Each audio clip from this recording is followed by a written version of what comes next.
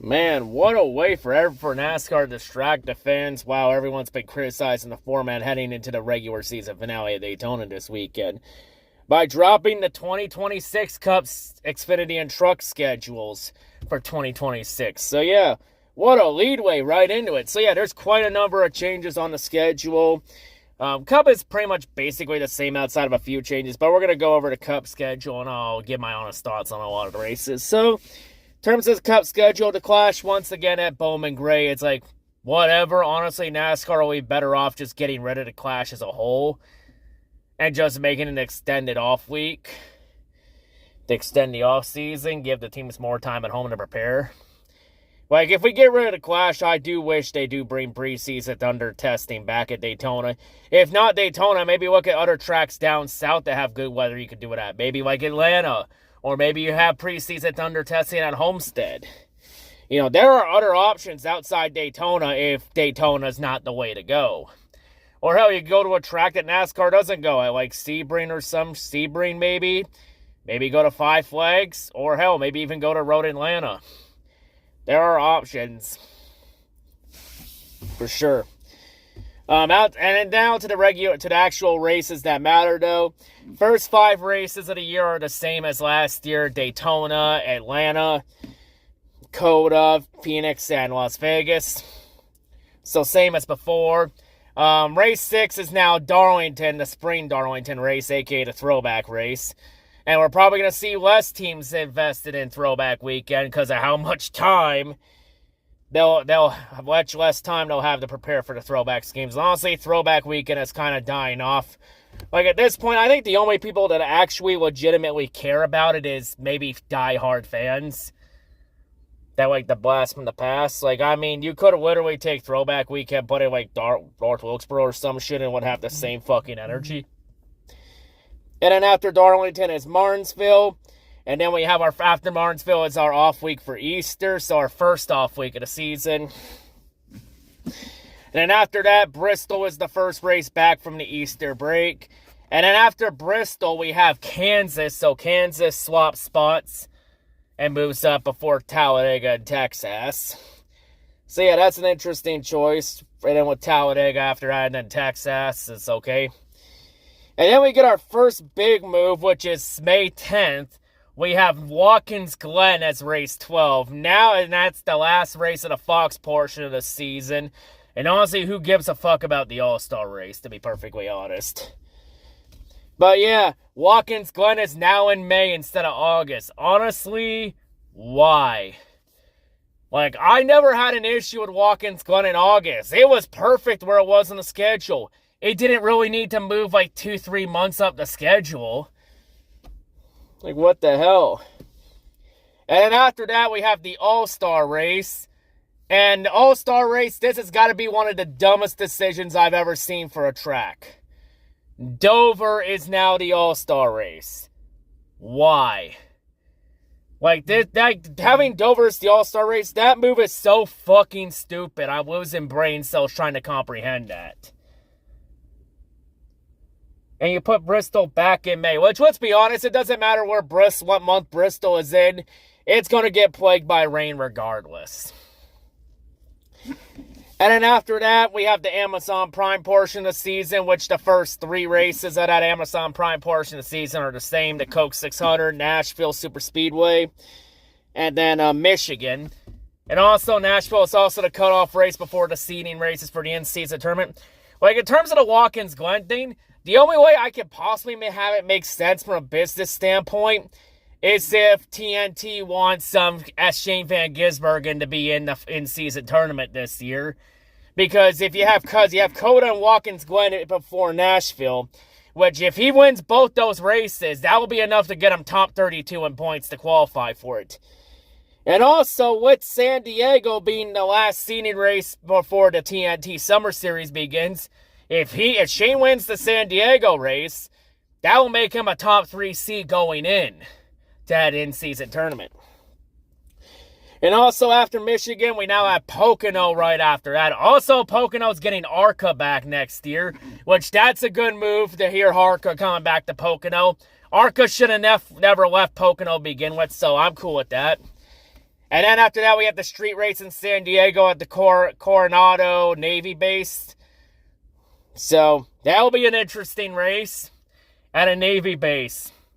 So that will be an interesting race for sure. It'll be interesting to see how that goes. Then after that, we begin the Amazon Prime portion of the season, with Sonoma being the first race of the in-season tournament in the Summer Series. Like, the main reason that it's not Atlanta starting it off was because when we had Atlanta kick off the in-season tournament last year, everybody's brackets got busted after round one. So the main hope is that at least a good chunk of brackets still remain perfect through round one, which okay. And they at least have some storylines to develop throughout it. We have some big names go through.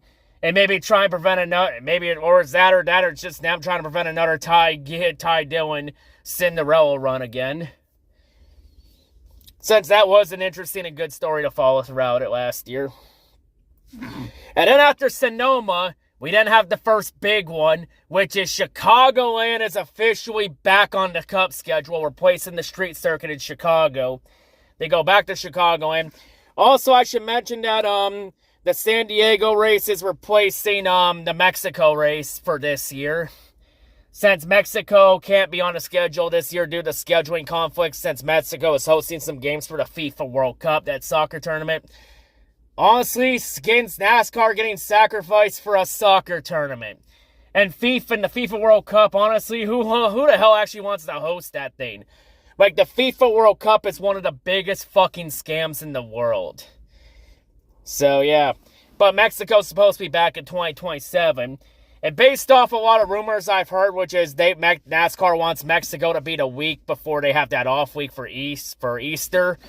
So, based off those rumors, if Mexico comes back, it's either replacing Spring Martinsville or Spring Darlington. Because ever since Richmond got sent down to one date, Martinsville and Darlington are two of the next tracks on the choppy block in terms of TV ratings.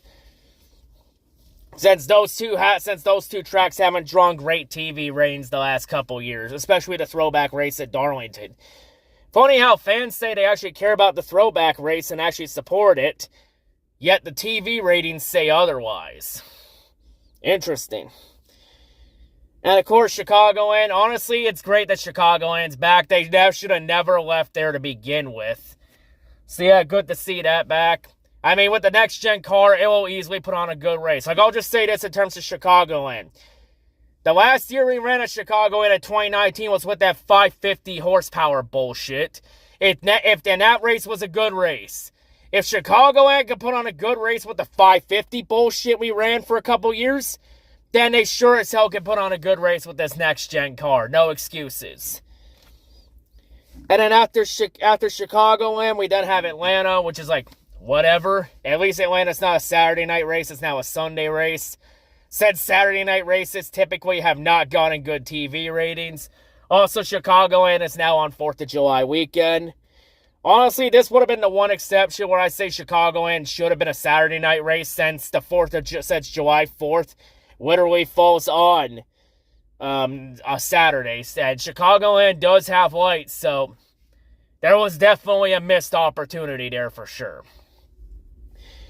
Then after that, we have North Wilkesboro. So for the first time in 30 years, North Wilkesboro will finally have a points-paying race. And it's taking Dover's spot on the schedule. One question I have is, why in the hell is North Wilkesboro taking Dover's spot on the schedule when there are 9 tracks on the schedule, 10 if you count Charlotte, that have 2 dates that, to be perfectly honest, don't need a second date. Like, for fuck's sakes, since North Wilkesboro is in that SMI bracket, it could have literally replaced Spring Bristol, another SMI short track. Like, it should have, like, honestly, if you ask me, North Wilkesboro should have replaced Spring Bristol. Because nobody gives a shit about the Spring Bristol race. The TV ratings and attendance have both shown that. Like, the only Bristol race anybody cares about is the night race. Let's be real on that.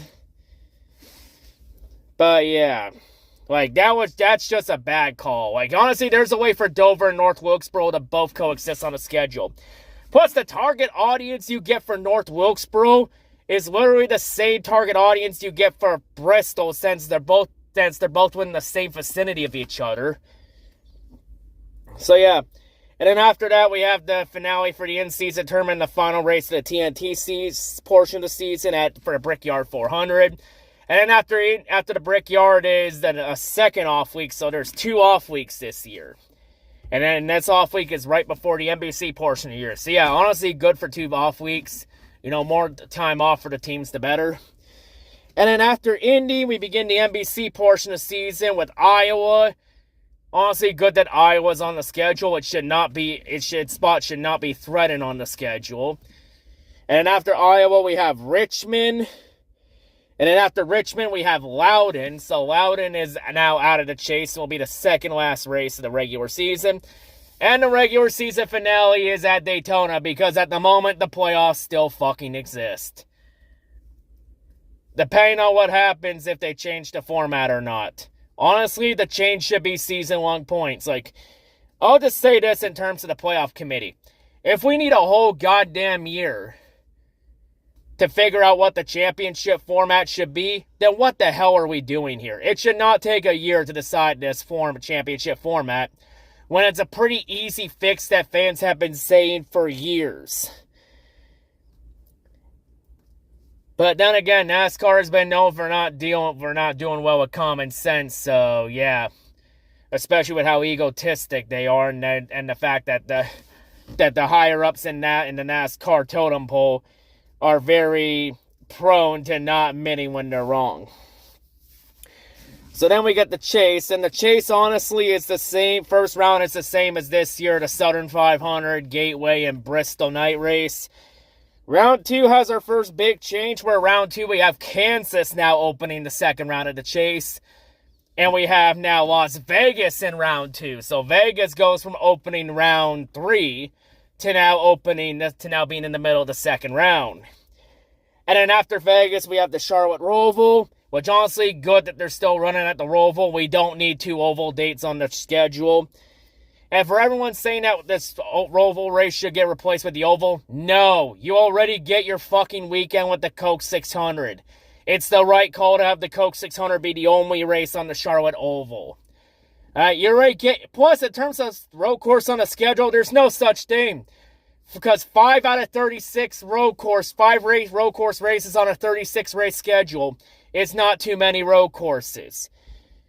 Like, for all the Oval for anyone that hates the road courses, bitch, you get your weekend 31 times out of 36 this in 2026. You don't need 2 fucking dates on road course. You don't need 2 dates on an Oval. You can let somebody else have their weekend. Like, honestly, anybody that's saying that the fall Charlotte race needs to be on the Oval, or the reason why outsiders think NASCAR fans are some of the most ungrateful pieces of shit on planet Earth. I'll say this here. Either you keep this date at the Roval, or you send the date to Rockingham. Those are my only 2 options here. And then after the Roval, we now have Phoenix opening this 3rd round.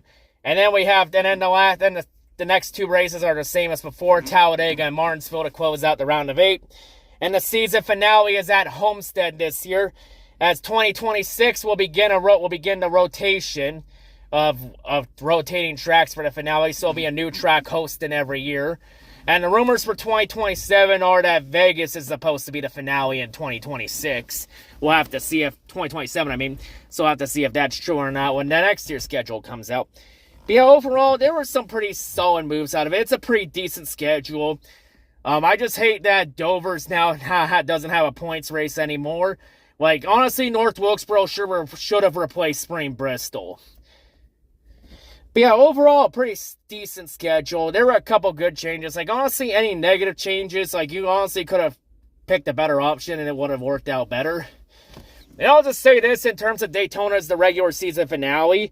If they had the night race at Daytona on the road course, I don't think anybody would care that Daytona is the regular season finale. Or at least I think people would tolerate Daytona more if it was the road course instead of the stupid speedway race. I would definitely tolerate it a lot more. And for everyone that wants to say, no, we need that summer race at Daytona on the Oval, What tradition is left there? The tradition of that summer Daytona race died the moment they took that race off 4th of July weekend. Plus, to be honest, Daytona doesn't need NASCAR on 4th of July to make money off tourism. And honestly, where Daytona is on the schedule makes more sense in terms of Daytona tourism money compared to 4th of July, because the weekend Daytona's on is usually the last hurrah of summer before school starts back up. So yeah, take that as you will. But yeah, that's the Cup portion of the schedule. Now we get to the Xfinity portion of the schedule, which next year the Xfinity Series goes under rebranding, because next year their name is being changed to the O'Reilly Auto Parts Series. I'm not calling it that part. Like, honestly, NASCAR could just cut the auto part section portion of that name out, because nobody's going to call it that.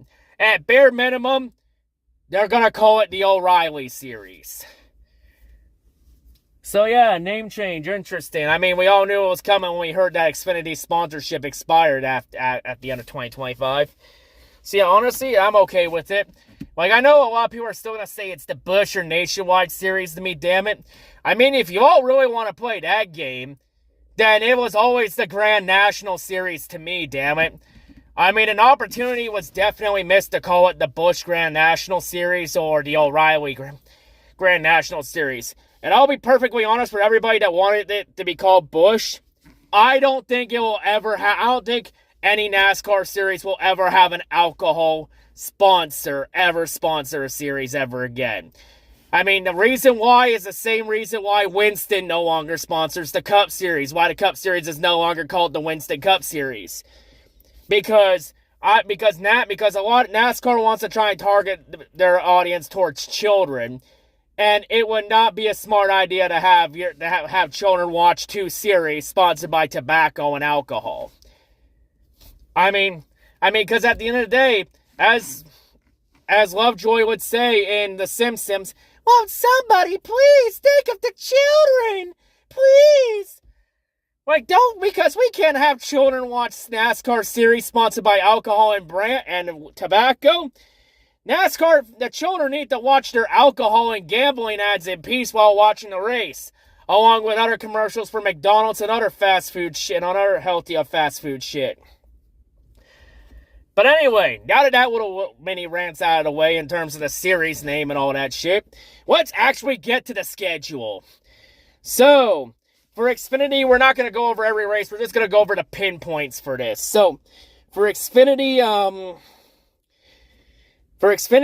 San Diego and Chicagoland are on the Xfinity schedule too. They replace Mexico in the Chicago street race.